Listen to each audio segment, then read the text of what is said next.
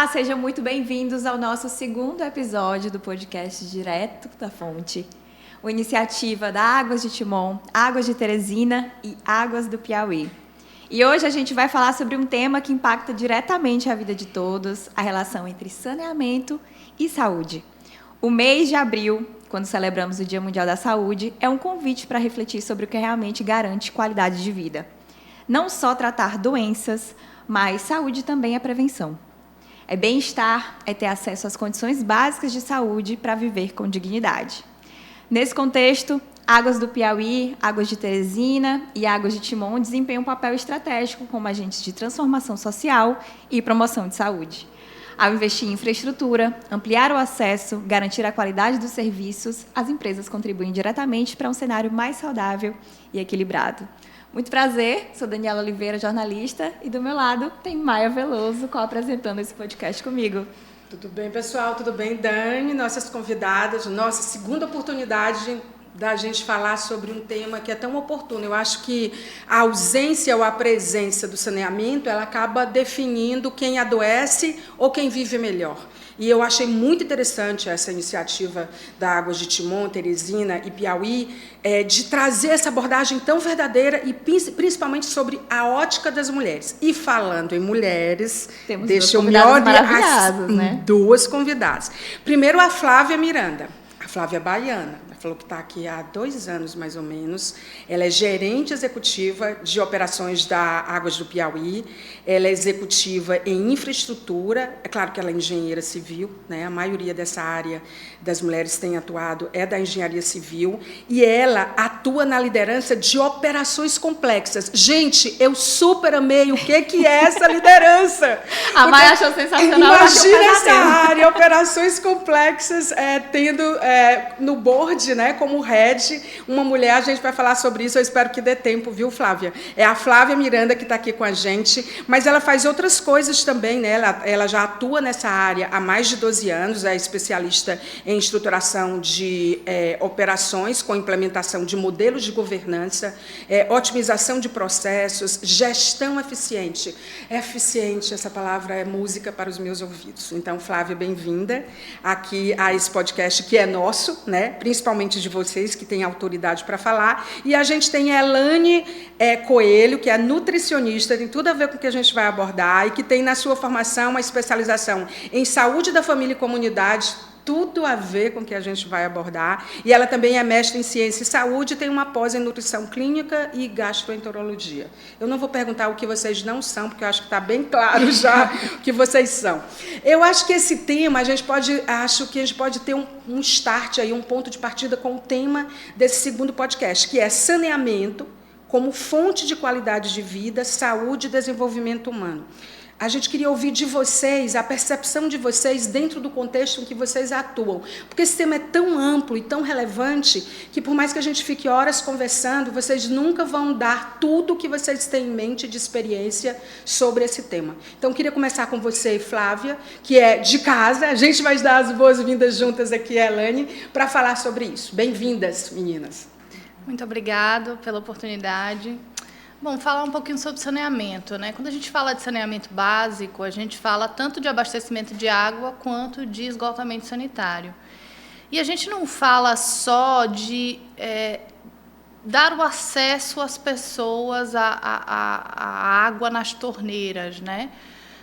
A gente fala de proporcionar água segura para ser consumida, uma água de qualidade que atende os padrões de potabilidade que é estabelecido ali na lei da portaria do Ministério da Saúde, né? E quando a gente fala de esgotamento sanitário, que normalmente é um tema até assim polêmico e pouco compreendido, eu até diria, né? Porque assim a gente dá descarga, né? O esgoto sai da casa da gente e a gente não costuma muito. Quem tem descarga? Exatamente, ainda tem esse ponto, né? Então, as pessoas não costumam ver muito o processo, né, de coleta, afastamento e tratamento do esgoto. Você não liga muito para o que acontece depois. Depois, né? Exatamente. Então, as pessoas costumam associar muito saneamento básico ao acesso à água, a água chegando, né?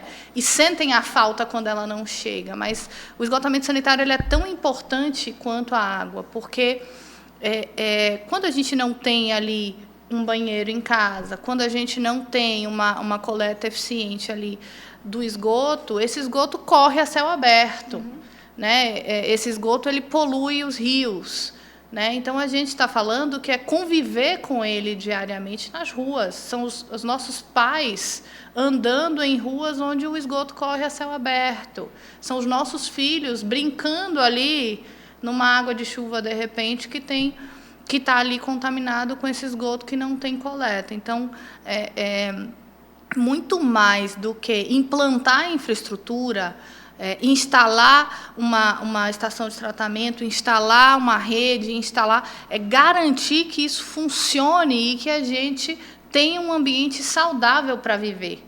Ruas, praças, rios, principalmente, porque são desses rios que a gente capta água para tratar, para consumir. Né? Então, é um ciclo ali de sustentabilidade mesmo. Né? Então, não é só o ativo físico, a infraestrutura, mas principalmente a qualidade da água que está sendo fornecida, né? E o tratamento correto de esgoto para ser devolvido ao meio ambiente. Elaine, e você, dentro do seu contexto de nutrição? Então, essa fala da Flávia, né, sobre a qualidade da água que é ofertada, ela é imprescindível para que a gente consiga garantir saúde, né, porque não existe saúde, não existe nutrição de qualidade sem uma água de qualidade.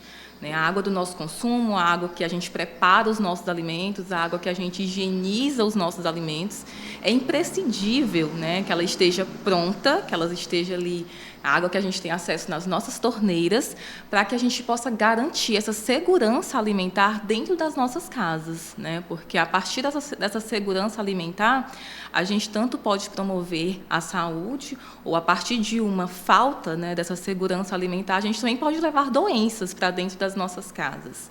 Então, esse contexto onde a saúde e a nutrição, né, elas vão se conversando, a qualidade da água é um ponto imprescindível, né? Ela é o básico.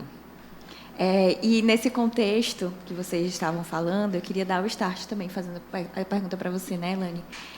Nesse contexto de impactos na saúde, vamos contextualizar para quem está assistindo a gente, entender melhor e visualizar melhor quais são todas essas doenças, né, decorrentes da falta do saneamento que podem acometer a pessoa, né, das doenças intestinais com relação à água, essa higienização dos alimentos, né, qual é o impacto negativo dessa falta de saneamento? Sim, então, essas doenças, né, que podem ser não doenças que a água vai trazer, mas que são doenças relacionadas ao saneamento, porque todas elas vão estar relacionadas, né?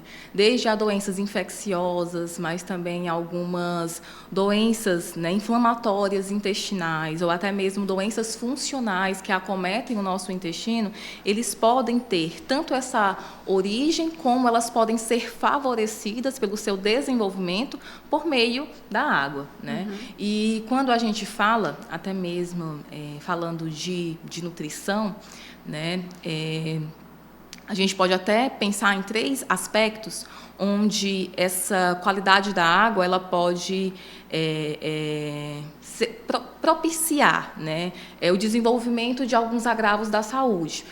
Por exemplo, uma pessoa que tem acesso à água contaminada é uma pessoa que ela possivelmente vai ter infecções recorrentes, né? Essas infecções, muitas vezes, elas podem vir atrapalhar a digestão de alimentos, né? Muitas vezes elas acabam deixando aquele indivíduo sem vontade de comer, e isso pode trazer casos, né, como desnutrição. E a gente até fala pouco, associa pouco a isso, mas a própria obesidade, de uma forma não direta, mas indireta, ela também pode ser acarretada devido a essas infecções frequentes. Porque a infecção frequente leva a quadro inflamatório. E quadro inflamatório, ele propicia, né, a obesidade, é um ambiente propício para a obesidade. E também, né, ainda puxando esse gancho, a gente pode falar até mesmo de deficiências nutricionais. Porque um intestino, né? Porque essas doenças, elas vão acometer principalmente o nosso trato intestinal, né? Então, que é um órgão super importante, né? Muito importante, né? É um órgão que ele vai, enfim, manejar muita coisa do que a gente faz. Ele disputa relevância com o cérebro e o coração. Todo mundo acha que é a cabeça, não. E eles estão ali, né? Ligados, totalmente uma caixa de conectados. ressonância, né? Exatamente. E assim, a partir do momento em que eu tenho um intestino inflamado, né, um intestino que ele é acometido por várias infecções, eu também tenho um intestino que não consegue absorver muito bem os nutrientes, né? E aí, com isso, vem as deficiências nutricionais. As deficiências nutricionais que traz os seus sintomas, né, os seus agravos à saúde, comprometem qualidade de vida, enfim. E, para além de todo esse cenário, a gente ainda fala muito hoje do equilíbrio intestinal, né, onde essas infecções elas podem atrapalhar a homeostase do nosso intestino. Só para explicar melhor, no nosso intestino nós temos uma colônia enorme de bactérias, né, de micro-organismos vivos que estão lá presentes. Gente, é 99% de bactérias. Exatamente. Tem até um livro que fala sobre isso, e 1% humano. Sim. Tem um livro que fala sobre isso. Exatamente. E assim, a partir do momento que você, dependendo da procedência dessa água, né, dos fatores contaminantes que você encontra ali, essa homeostase ela vai sendo comprometida, né, e isso vai trazendo consequências crônicas e a longo prazo. É impressionante isso, assim, porque quando você aterriza esse contexto, a gente fica pensando, Flávia, você que é especialista em cenários complexos, qual é a grande virada para uma comunidade, uma cidade, quando o saneamento chega?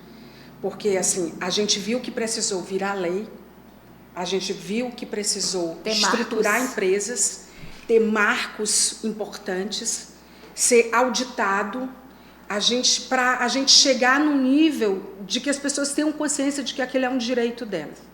Então, assim, quais são, primeiro, as primeiras coisas quando se instala esse ideal de saneamento numa comunidade ou numa cidade? Quando vocês chegam, como é que acontece esse diagnóstico e o que muda para essas comunidades e cidades, para você que é um especialista em cenários complexos? A percepção da população ela é mais direta quando a gente fala de água, né? Como eu tinha mencionado. A gente teve eu estava atuando na região semiárido, né? Ali na região de São Brás do Piauí, que fica próximo a São Raimundo Nonato. Nós, assim que assumimos a operação da Águas do Piauí, a gente começou a estudar a região, porque era uma região que não chegava água. E a gente precisava entender o porquê. E aí nós fomos percorrendo ali a cidade, entendendo, primeiro, de onde vem a água, né? Lá é uma fonte de captação subterrânea, um poço. E onde estão as redes? Porque não existiam cadastros de rede. O que é cadastro? É um mapa de onde passa a rede. Então, nós fomos percorrendo o caminho da rede. Conversando com o pessoal que trabalhava ali nessa operação antes. E fomos percorrendo até a gente chegar à comunidade de São Brás. E nós, nesses 6 quilômetros de adutora, nós encontramos ali trechos sem tubulação, nós encontramos trechos quebrados. Isso, a gente está falando aí de coisa de 45 dias depois de assumir. Para a gente conseguir descobrir o que estava acontecendo para fazer a água chegar. E a água chegou. Teve foguete, a comunidade ficou feliz e tudo. E nós mais ainda, né? Porque a gente ainda não tinha dimensão do que era essa água. E quando eu tive lá para eu conhecer o sistema, para eu ver, e tive a oportunidade de conhecer a comunidade, eu conheci um senhor. E ele me disse assim, eu perguntei para ele, eu falei, quanto tempo tem que o senhor, né, tá sem água nas torneiras? Ele falou, doutora, eu nunca tive água nas torneiras aqui. Eu falei, quanto tempo que o senhor mora aqui? Ele, 62 anos. Nossa. O impacto deve ser enorme, porque a diferença entre, tipo assim, a conexão entre o que é essencial e o que é absolutamente precário. 62 anos, ele viveu uma vida sem água nas torneiras. A gente, inclusive, teve uma senhora que a gente presenteou ela com chuveiro. Ela nunca tinha tomado banho de chuveiro, né? Então, assim... E eles nem sabem do impacto na saúde. Exatamente. Sem estão ali no contar nível de com o impacto experiência da do saúde. foguete. Então, assim, quando a gente fala em levar saneamento, é saúde, é dignidade, é bem-estar, mas é também muito trabalho para quem está aqui nos bastidores. Foram 45 dias para a gente descobrir o que estava acontecendo, consertar todo o trecho. É um exemplo, né? A gente tem outros municípios com outros exemplos semelhantes a esse. Tem a região semiárida, né, aqui do Piauí, que a gente está fazendo toda uma mobilização. Por quê? Porque é uma região que fica em cima de uma formação que é chamada de cristalino. Então, a água ela é escassa, é difícil de achar. E a gente está fazendo ali obras e implantações para a gente conseguir levar água para todos os municípios, né? Então não é simples e o impacto quando chega é muito gratificante, porque são pessoas que assim não têm acesso ou só tinha acesso via caminhão-pipa. Então poder encher um copo d'água pela torneira, poder tomar um banho de chuveiro, né? Poder lavar uma louça sem precisar de bacia ou de balde, né? É uma água que é de qualidade, porque uma das nossas prioridades no momento em que a gente assume uma concessão é instalar o processo de tratamento. Então, a gente tem um processo rigoroso de análise de água, onde a gente verifica quais são as características dessa água, se essa água ela está própria, a gente faz a instalação do processo de desinfecção, se existir alguma outra substância nessa água, a gente implanta o processo de tratamento específico, né? Seja abrandador, seja dessalinizador, depende do que tem nessa água. Então, a gente faz esse tratamento para garantir que a água que a gente está fornecendo é segura, né?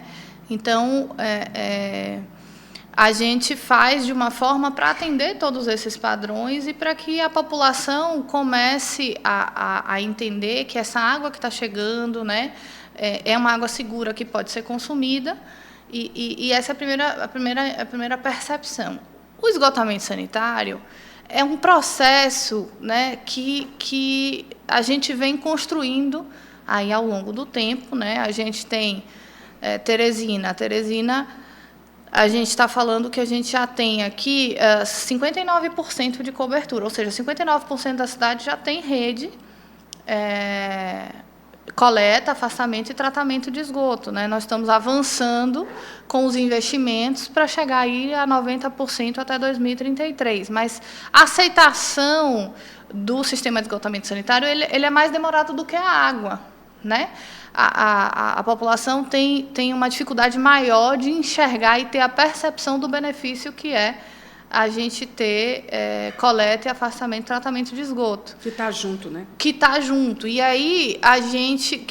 como é que a gente ajuda as pessoas a entenderem esse benefício, né? A gente tem diversos programas sociais que a gente faz junto à comunidade, justamente para explicar, para conscientizar.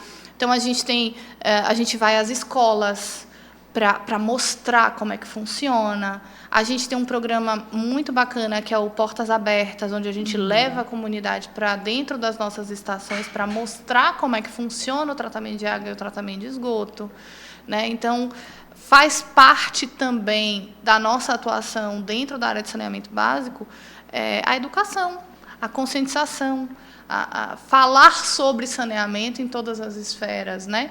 A gente tem um time de responsabilidade social que faz um trabalho fantástico nas comunidades, que faz reuniões, reúne a comunidade, explica o que mostra a importância. Então, é um trabalho que a gente tem feito aí diariamente, não só para cumprir a lei, mas principalmente para a gente mudar o cenário brasileiro, porque a EGEA não atua só no Piauí ou no Maranhão, né? A gente atua em outros 15 estados do país. Então, a gente entende que a nossa responsabilidade vai muito além de simplesmente implantar e operar uma estrutura de saneamento, mas a gente trazer para a comunidade esse entendimento do impacto que o saneamento traz na vida das pessoas, né? E do que vai deixar para as próximas gerações. Eu tenho até um dado aqui da OMS, que foi passado para a gente, que a cada R$1 investido em saneamento, são economizados R$4 em saúde, ou seja, é um impacto que está ali diretamente, realmente ligado às questões de saúde pública. Você falou do saneamento dessa forma, trazendo impacto para a vida das pessoas. Eu acho que um ponto que a gente não tocou também no nosso episódio passado é uma questão da responsabilidade do usuário, né? Porque a saúde, ela é um bem coletivo, ela é um bem de todos nós, né? Depois que essa água chega na minha casa, eu como usuário, quais são as minhas responsabilidades de cuidado? Quais são as responsabilidades de cuidado dentro da minha casa, com os alimentos, com a minha família, né? Nós falamos muito sobre mulheres às vezes têm essa responsabilidade de ter esse cuidado. E eu queria que vocês falassem aí nas áreas de vocês, né? Quais são essas minhas responsabilidades que eu tenho com a água, com a saúde, para trazer mais benefícios para a minha comunidade, para quem está ali comigo coletivamente. Quem nunca teve água? Tipo, quem nunca teve água? Aprende, como eu vou lidar com isso, né? Como é esse processo de aprendizado? Porque eu acho que está muito no nível de consciência, às vezes consciência zero, às vezes eu nunca tive água, eu nunca tive um chuveiro, né? Como é que eu vou lidar com isso? A questão do desperdício, a questão ambiental, a questão climática é muito complexo.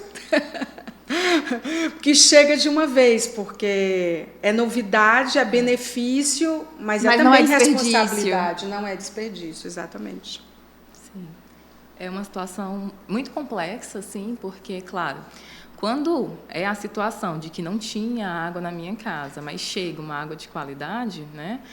Os cuidados, eles chegam a água de qualidade na minha torneira, os cuidados eles são mais básicos, né? Agora, por exemplo, quando essa água vem às vezes de uma reserva, né, que a pessoa acaba fazendo no seu próprio quintal, ou vem às vezes de uma procedência, vem de um caminhão pipa, né? Às vezes que você não conhece a procedência dessa água, é muito importante você ter os cuidados mais básicos, né? Ferver aquela água antes de fazer o seu consumo, né? Até mesmo antes de higienizar as louças que você vai usar, né, para preparar os seus alimentos. É um cenário complexo. As pessoas ainda vão se preocupar com a conta depois também.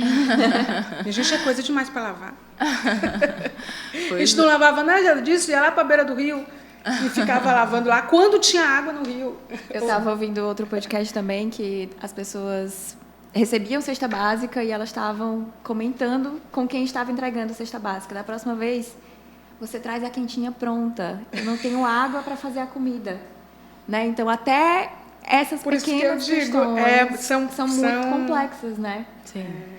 Paradoxais, algumas coisas são paradoxais. Agora, os dados são incríveis, né? Do que, quando você fala assim, mais de 50%, quando você fala nos anos de 2030, né? E que a gente olha para o que vocês já fizeram de alcance, de impacto, é um ponto de partida e as primeiras coisas que traz a vocês um senso de compromisso e responsabilidade que, uma vez feito, tem que ser cada vez melhor.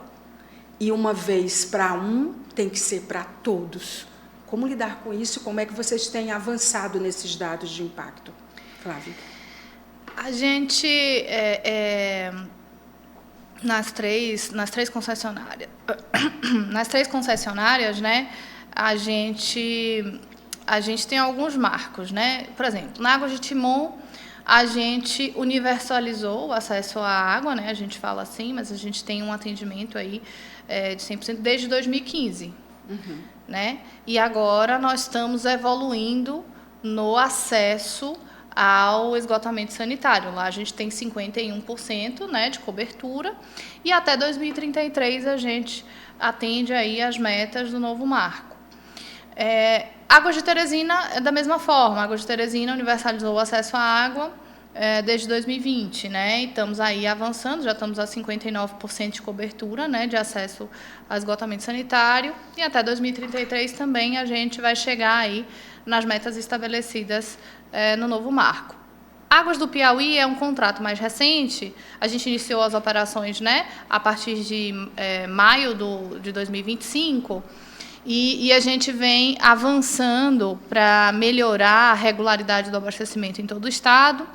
E a gente tem aí como meta, como marco, até 2033, né, chegar a 99% de cobertura de água, até 2040 chegar aí a 90% da cobertura de esgotamento sanitário. Mas já nos últimos meses de 2025, a gente fez algumas ações importantes, investimentos importantes, que já trouxeram um resultado muito relevante, né? A gente tirou aí 15 municípios do déficit hídrico, né? Que eram municípios que apresentavam ali uma quantidade de água insuficiente para abastecer toda a população, e a gente, com investimentos, a gente conseguiu mudar esse cenário, né? A gente fez aí 280 milhões em investimentos no ano passado. No Águas do Piauí? Pela Águas do Piauí. Águas do Piauí. São um total de 280 milhões em investimentos na Águas do Piauí, né? O início de operação foi em 2025.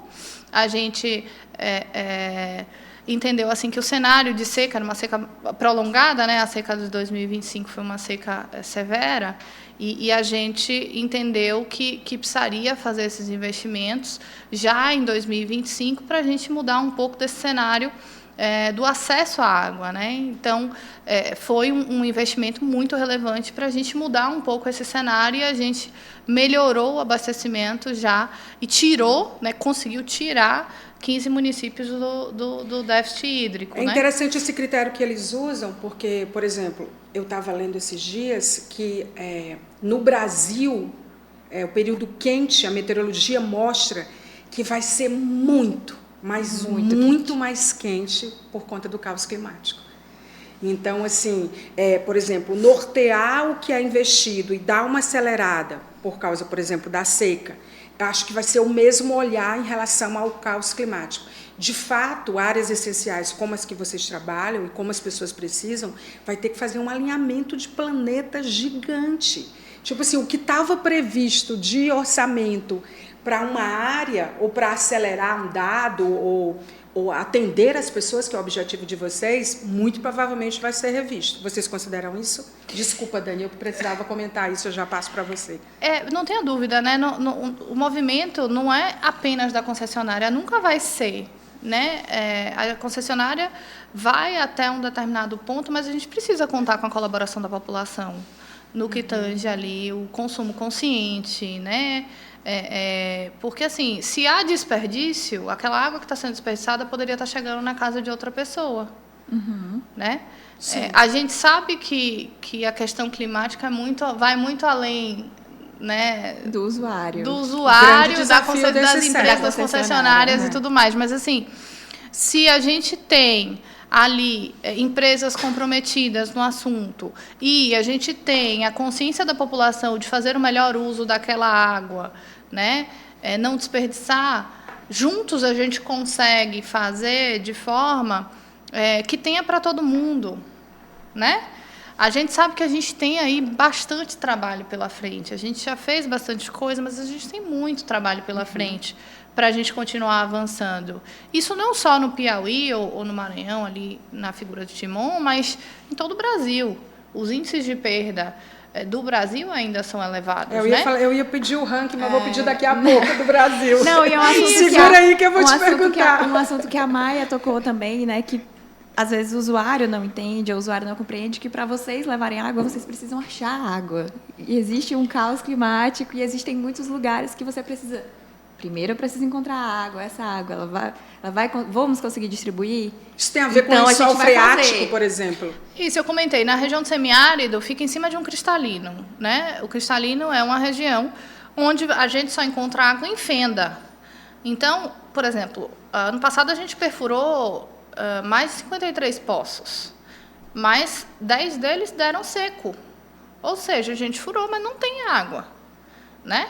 Então, é um desafio, sim, encontrar água. Tem certas regiões do Brasil, e aqui no Piauí, na região semiárida, e ali na região sul, no Cerrado, tem algumas regiões que são desafiadoras encontrar água, né?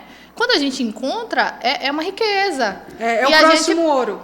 Próximo líder, Exatamente. Os próximos líderes. Eu vou falar isso em todos os podcasts, que os próximos líderes do planeta serão os que vão deter a capacidade de produzir ou ter água potável, encontrar, mantê-la e alimento. Sim. E o uso consciente da população é fundamental, porque quanto menor o índice de perdas, menos água eu preciso captar para abastecer a mesma quantidade de população ou mais. É preocupante, porque vai ter que ter água, Dani. Vai ter que ter água. Mas vai ter água. Eles vão trazer água. Elane, conta pra gente os impactos positivos na saúde da família que as águas do Piauí chegou, Águas de Timon chegou. O que é que isso muda na família? Qual é a dinâmica que muda? A questão da saúde? Sim.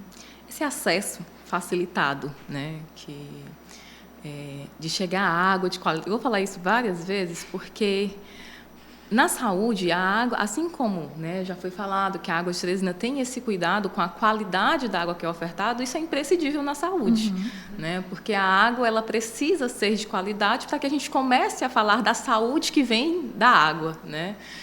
Então, esses benefícios, né, tanto da qualidade de vida dessa população, que eu acredito que melhora muito por esse acesso facilitado, né, mas também por toda essa questão que envolve a água, que não é só, quando a gente fala de saúde, não é só para hidratação, né? Por mais que a água seja o principal líquido que vai hidratar o nosso corpo, né? E isso é um fato bem importante na nossa saúde, vai estar muito além disso, né? Como a própria questão da incidência de doenças, né? Porque essa água ela pode afastar, mas ela também pode trazer essa doença para dentro das nossas casas, né? Acometer os nossos filhos, enfim. Então, essa qualidade da água ela é imprescindível. E é interessante o que a Elaine trouxe, porque, assim, quando a gente fala de saúde, a gente liga muito à doença, né? Que pode ser ali ocasionado... Pensa como um antagônico, né? Isso. Mas a gente também traz um outro ponto, né? A partir do momento que uma criança fica doente, ela já não vai na escola. Isso ela, né, é um dos principais fatores, né, do absenteísmo escolar. E também impacta a economia quando a gente fala que afasta os trabalhadores do trabalho, quando a gente tem essas questões, né? Então, o impacto... E aí a gente pode extrapolar um pouquinho a saúde para o desenvolvimento daquela criança no futuro, né?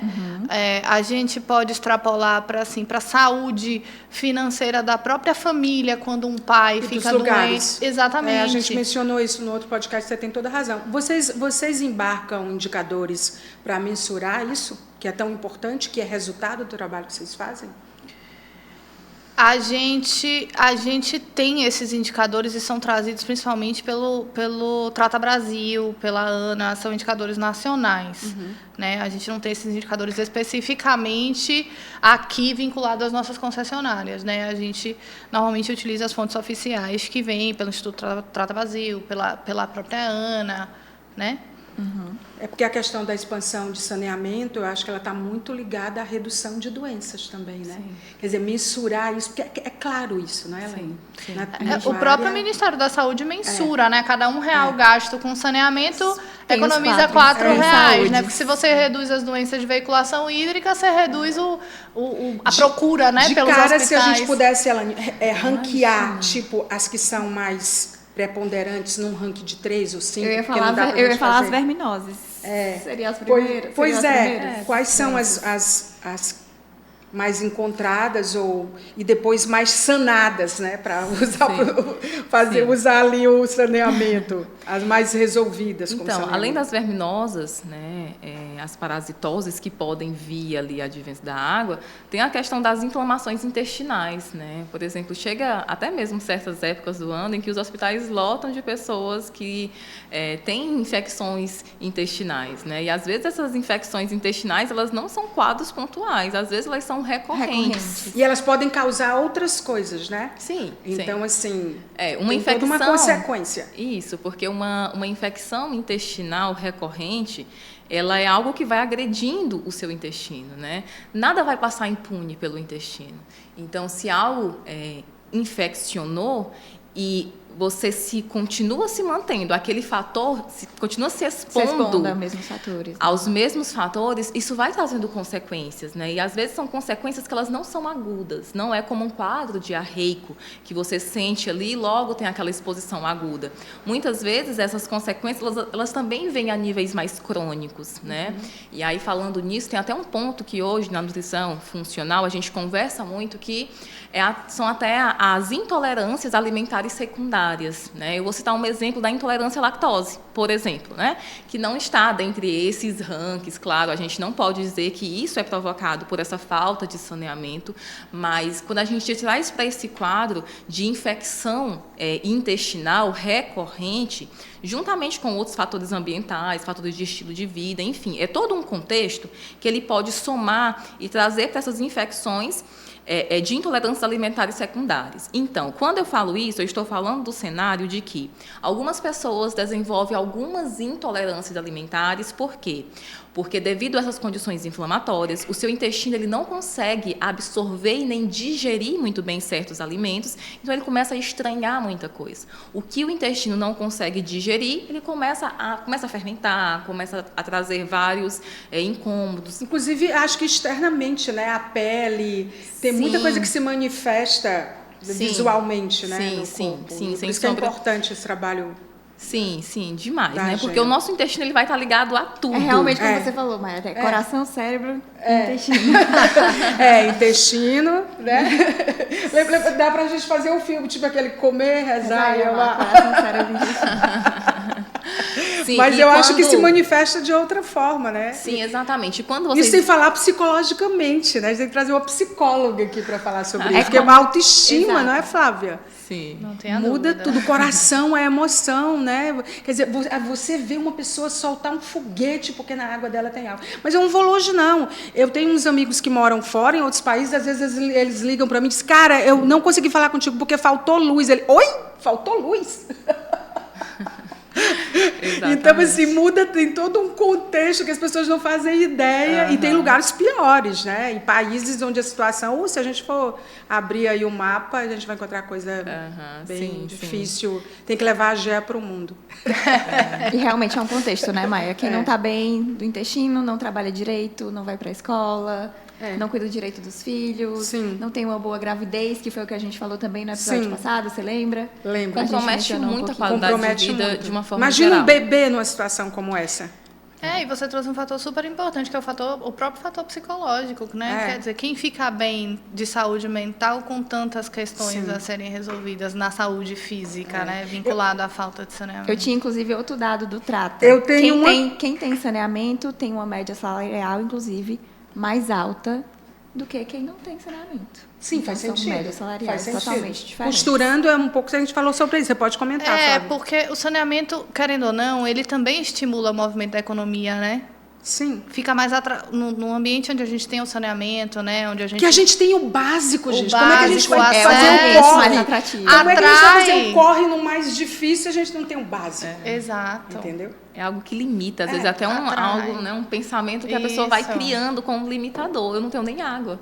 Né? Imagina, né? Como que eu vou sair de casa? Vou fazer? Eu encontrei o dado, Flávia, Elane e Dani, é aqui, ó, encontrei o que eu estava procurando. São mais de 53 poços perfurados, mais de 200 revitalizados, que a gente não falou das revitalizações, e os investimentos que chegou a centenas de milhões, que foram aqueles de mais de 250 mil, acho que 280 milhões, né? Isso. Então, assim, além, porque eu olhei 53, é pouco, porque eu fico fazendo a conta assim, 214 municípios, dividido por esses 53, mas tem se você juntar 53, mas tem ali os 200 revitalizados. Significa dizer que eles estavam, quando vocês falam em revitalização, nesse caso, que tem um número muito importante, relevante, como que vocês revitalizam esses postos? Eles estavam sem uso, eles não tinham água, vocês perfuraram novamente. Era pouca água, como é que estava? A revitalização do poço, a gente recupera um poço existente, né? E quando a gente faz essa recuperação, a gente retira todo o sistema de bombeamento de dentro dele,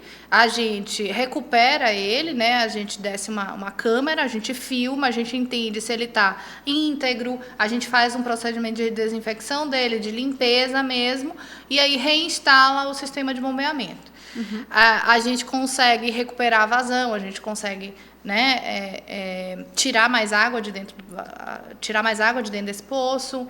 A gente consegue, agora conhecendo a estrutura dele, a gente consegue melhorar o sistema de bombeamento, né? Então a gente faz todo um processo de recuperação mesmo desse poço. E revitaliza. Exato. Esses poços, eles não estavam, não são todos eles que estavam desativados. Sim, alguns estavam desativados, a gente revitalizou e ativou.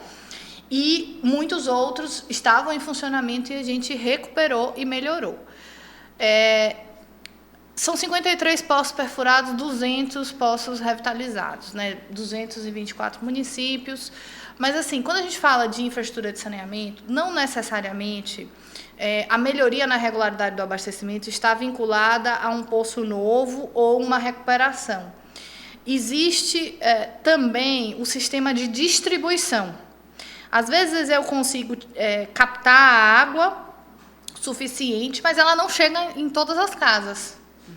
Então, aí a questão que a gente tem de desafio não é a produção de água, não é a quantidade de água que a gente tira do rio ou do subsolo. A gente vai precisar mexer no sistema de distribuição. Nas redes. Em como essa água está percorrendo as redes até chegar. Como é o cronograma disso? Isso é bem interessante. Primeiro vocês encontram a água, né? Ou revitaliza, encontra de algum modo, né, para deixar em condições viáveis.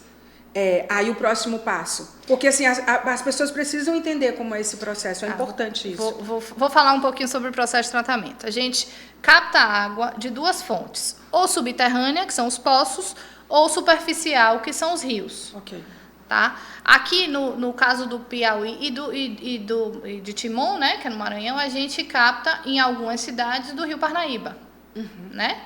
E aí, as águas que a gente capta dos rios, a gente manda para uma estação de tratamento de água. Nessa estação é feito todo o processo de tratamento, onde a gente faz ali as dosagens dos produtos para remover as impurezas que vêm da água, a gente faz o processo de desinfecção até encaminhar para a distribuição. A água subterrânea, que é a que vem dos poços, a gente também faz análise dessa água. E trata. Instala o processo de tratamento, de desinfecção, e aí a gente distribui. O sistema de distribuição, ele é composto tanto por redes quanto por reservatórios. Sim. Tá? Então, a água sai do sistema de produção, que são as estações de tratamento ou os poços, e são encaminhados à casa das pessoas através do sistema de distribuição, que são as redes e os reservatórios. Quando a gente tem a captação suficiente, a quantidade de água que a gente pega ou do rio ou dos poços está suficiente para atender aquela cidade, mas ela não está chegando em todas as casas, a gente começa a investigar e estudar o sistema de distribuição. Por quê? Porque a água, ela segue a gravidade, ela vai para onde está mais baixo, ela corre conforme a gravidade, pelo caminho preferencial. Então, às vezes, na maioria das vezes, as regiões mais altas da cidade têm mais dificuldade, as regiões mais distantes do ponto de captação têm mais dificuldade de receber água. E como é que a gente resolve isso? A gente instala sistemas de bombeamento. Aí depois é que vai para o tratamento, que é a última parte. Não, o tratamento de água a gente tratamento faz... de esgoto. Ah, sim. Aí a água chega... Aí, bom, enfim... Com as redes funcionando, os reservatórios funcionando, o sistema de bombeamentos da água tratada funcionando, a água chegando em todos os lugares, as pessoas consomem essa água e descartam lavam essa suas água. louças, Lavam suas louças, tomam seus banhos. E aí vai para o esgoto. E aí vai para o sistema de esgotamento sanitário. Então, as casas interligam, né, a rede de esgoto interna na rede da concessionária.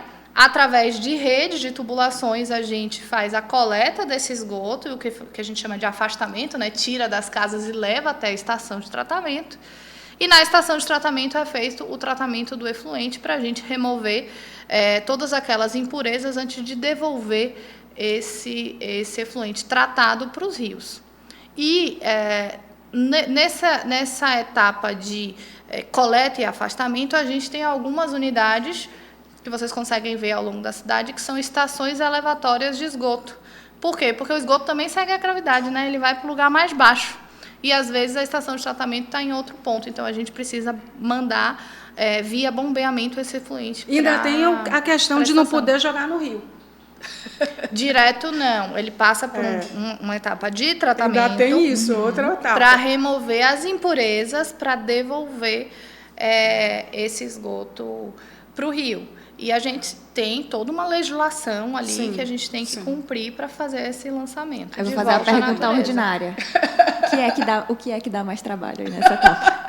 A gente chama de perguntas ordinárias, aquela pergunta que ninguém esperava. O que é que dá mais trabalho? Que tipo assim, a gente fica olhando para vocês e diz, minha gente... E agora? Você diz o quê? Na etapa de tratamento de esgoto? De tudo que você mencionou.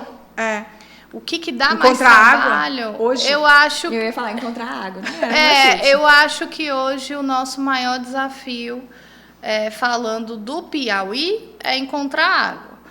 Falando de Teresina e Timon, o nosso grande desafio agora é universalizar o esgoto, porque a água a gente já.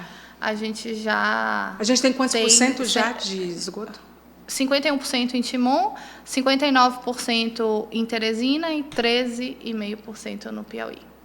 A gente tem um caminho aí. É um dos menores índices de cobertura do Brasil. Pois é, eu ia falar desse ranking na hora que eu estava falando do ranking, né? Que é quase uma pergunta ordinária, né? Que é tipo, quem é que está bem e quem é que está uau? Tipo, meu Deus, você acabou de dizer que os 13% é nosso. É um dos mais baixos do Brasil. Mas quem é modelo? A região sudeste é a que tem os maiores índices. Sim. Mais antiga também, mais investimentos também, né? Mais gente. Sim. Mais gente. Mais indústria, mais investimento, a primeira mais concessão de saneamento do Brasil foi na Sudeste, foi em São Paulo.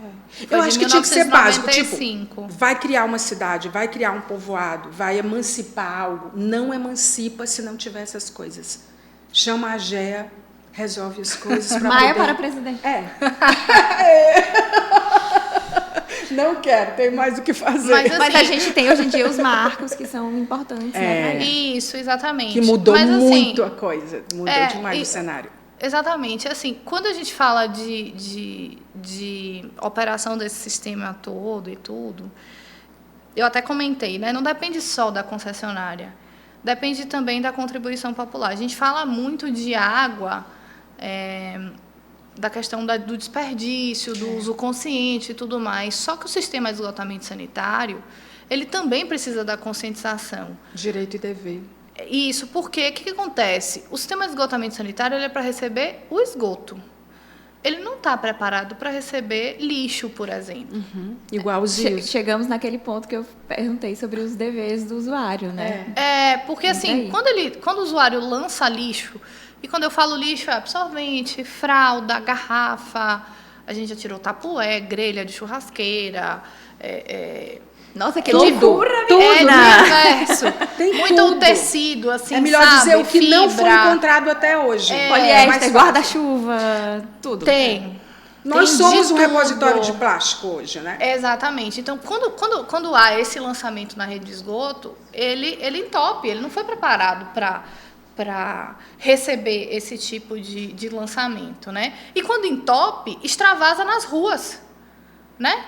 Então, a gente tem a rede, a gente realiza a coleta ali, mas a população faz um mau uso da rede e esse esgoto vai para as ruas e impacta diretamente. Aí tem que entrar uma outra frente de trabalho, a limpeza de urbana, o acesso da população, né, a esse esgoto ali na rua, quer dizer... Então... Tanto que vocês têm que atuar em outras áreas, né? Termina tendo que atuar para conscientizar e educar, porque a área de vocês não é educação, embora a educação seja transversal, né, a todas as outras áreas. Mas vocês terminam demandando tempo também. Sim, a gente considera, a gente tem esse pilar de responsabilidade social super importante na companhia, porque a gente entende que o sistema de saneamento ele é vivo, igual a gente usa ele todo dia. né? A gente tem que manter ele funcionando todo dia. É essencial. Né? Então, a gente precisa da colaboração da população. Outra coisa que é vilão no sistema de esgotamento sanitário é a água de chuva. O sistema não foi dimensionado, ele não consegue receber aquela carga de chuva, ele não está preparado. E aí, o que acontece? Extravasa. Então, ligar ralo de quintal, ligar calha de telhado no sistema de esgotamento sanitário faz, quando chove... A gente pensa que gambiarra é só com eletricidade, né? Mas não é. Não é. E aí, o que acontece? A chuva, quando cai de uma vez, né? Então, aquele volume enorme de água entrando na rede de esgoto, ela não aguenta. Ou ela quebra, ou ela extravasa. Enche, e gera uma outra questão também, que é o retorno interno, quer dizer... se não tiver ali uma válvula de retenção na saída da casa da pessoa, volta para dentro da casa da pessoa. Aí pronto, aí volta todo o esgoto para dentro da casa da pessoa. A gente está falando de saúde e o esgoto voltando, porque ela ligou toda a água de chuva na rede de esgoto. Compromete, né? tanto fisicamente como impacta também na saúde não tenha dúvidas, da casa. Né? Então, assim, o uso consciente, quando a gente não fala só de água, a gente fala também de lixo. De uso correto do sistema de esgotamento sanitário, não jogar lixo, não conectar os sistemas de água de chuva na rede de esgoto, né? Chegamos aos 50 minutos do nosso podcast direto da fonte. Eu vou deixar essa parte para você, eu fico sendo coadjuvante. Não, já fiz a minha pergunta ordinária. Eu fico sendo coadjuvante, mas a gente, infelizmente, tem que encerrar, por isso que foi importante vocês falarem desde o início, dentro do contexto de vocês, sobre esse tema que é muito relevante. Como é que você queria saber, por curiosidade, já que a gente está falando com mulheres, como é que você foi parar na engenharia e o que a nutrição te trouxe como mulher, que você consegue devolver como mulher dentro desse conhecimento tão importante que você tem. Como é que você foi para a engenharia? E dessa engenharia que é muito dominada, né, ainda por homens e que te atraiu, o que foi isso? A gente sempre escolhe uma das grandes áreas, né? Pelo menos antigamente era assim. Olha que eu não sou de muito antigamente, mas... eu era muito boa em matemática, nas exatas, né? Matemática, física, química. E aí eu acabei... indo para a engenharia. Mas engenharia muito específica, não foi? De vontade, eu queria ser médica, né? Mas como não rolou, e eu era muito boa nas exatas, eu fui para engenharia.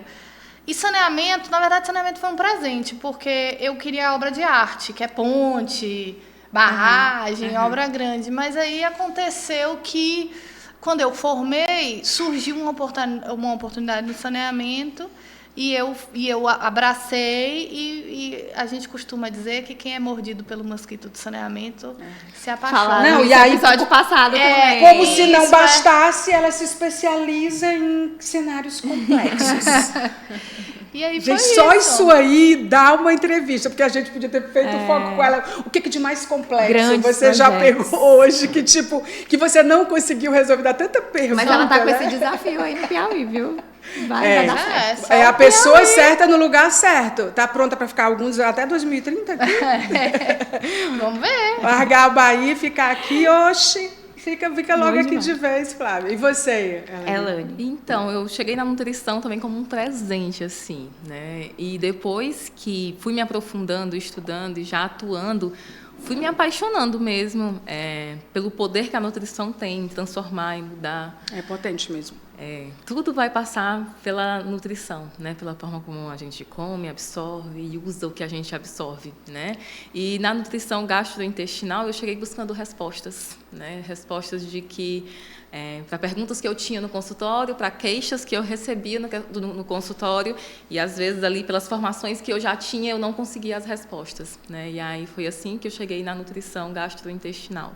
E é uma área que é da minha paixão, né? Eu estudo muito até hoje, tudo isso, por isso que toda a nossa conversa eu sempre levei aqui para a nutrição gastrointestinal, porque de fato é onde eu atuo todos os dias, é onde eu abordo, é onde eu estou ali à frente, sabe? Sim. E você acaba entendendo muito mais o paciente. E que inteligente, né, a tua estratégia, foi lá para fazer perguntas, né? Que o mundo é mais feito de perguntas, né? Do que respostas. É muito estratégico, muito estratégico. Duas mulheres maravilhosas, Dani. E olha, nós teremos muito mais perguntas no próximo episódio. Sim, né? sem dúvida. Olha, eu acho que assim, ficou provado que a questão do saneamento não é só sobre estrutura. é muito mais do que estrutura, é muito mais do que investimento. Eu mencionei aqui rapidamente que é um alinhamento de planetas, eu acho que é um nível de compromisso, é o arquétipo de quem está à frente. Eu acho que a tua escolha foi muito pertinente, assim, porque assim, você se forma numa área para atuar num mundo que está complexo e numa área que é complexa. Tipo, a gente olha para você e é a pessoa certa no lugar certo. E você, tipo, num mundo com tanta escassez, com tanta precariedade, né, dentro da área de nutrição, não só ligada, não estou falando ligada a esse tema, mas tipo assim, é o que a gente está comendo. Eu tenho um documentário incrível agora na Netflix, vou fazer aqui, eles não é publi, viu, gente? Que eles falam tanto de plástico que a gente está comendo. Sim. E eu fiquei apavorada, absurdo, né? Sabe? Então, assim, você está atuando numa área de, tipo assim, se a gente está vivendo mais, defina o que é viver mais. A gente tem a água potável, a gente tem a água saneada, a gente tem o esgoto, a gente pode sair de casa tranquilo porque nossa família está segura. Nesse aspecto que é fundamental para a gente viver, é a água, gente. É a água. Então, assim, o nosso corpo, para vocês terem ideia, é mais água do que qualquer outra coisa, além das bactérias, né, que a gente falou. Mas, assim, é a água, o mundo, o planeta. Então, assim, é muito interessante. Então, muito obrigada, meninas. Pela Foi um entrevista. prazer conhecer vocês. Foi muito legal, prazer conhecer. Prazer. Vamos marcar Foi um café prazer. para a gente convencer a Flávia a ficar aqui no Piauí até 2030. Eu espero que vocês tenham amado esse episódio. A gente se encontra no próximo Direto da Fonte. Tchau.